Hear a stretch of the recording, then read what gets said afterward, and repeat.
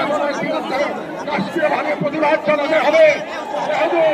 হিন্দুত্ববাদ আজ শুধু একটি হিন্দুত্ববাদ আজ শুধু একটি স্থানীয় মতবাদ নয়, বরং আন্তর্জাতিক অন্যতম দশক। পাঠ্য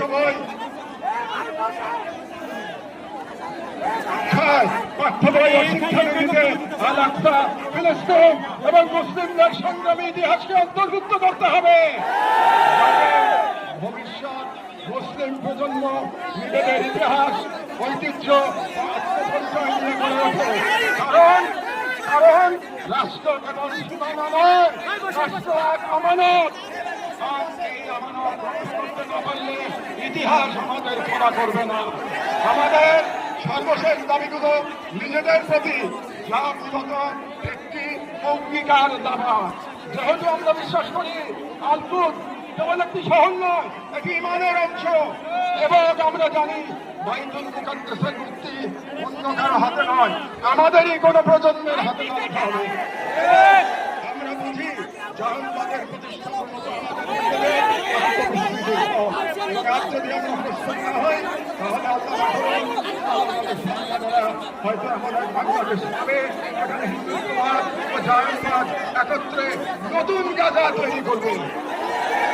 এবং গাজা আমাদের জন্য এক আয়না, যেখানে আমরা দেখতে পাই কিভাবে বিশ্বাসী হওয়া মানে কেবল বেঁচে থাকা নয়, সংগ্রামে দৃঢ় থাকা।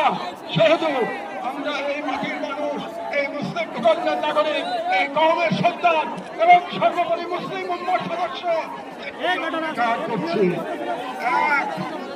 আমরা সকলে স্বতঃস্ফূর্তভাবে বয়কট করব প্রত্যেক সেই পণ্য, কোম্পানি ও শক্তিকে যারা ইসরায়েলের দখলদারিত্ব টিকিয়ে রাখে।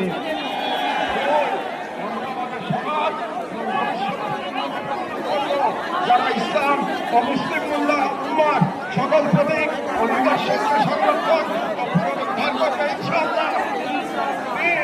আমরা আমাদের সন্তানদের এমন ভাবে করে তুলব যারা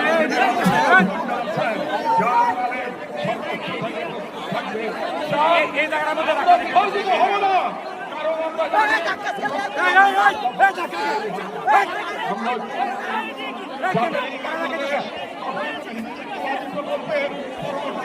পরিণত না হয়। আমরা শুরু করবো নিজেদের ঘর থেকে। ভাষা, ইতিহাস, শিক্ষা, সংস্কৃতি, অর্থনীতি, সমাজ সবখানে অঙ্গীকারের ছাপ রেখে আমরা মনে রাখবো রাজার শহীদরা কেবল আমাদের দোয়া চান না, তারা আমাদের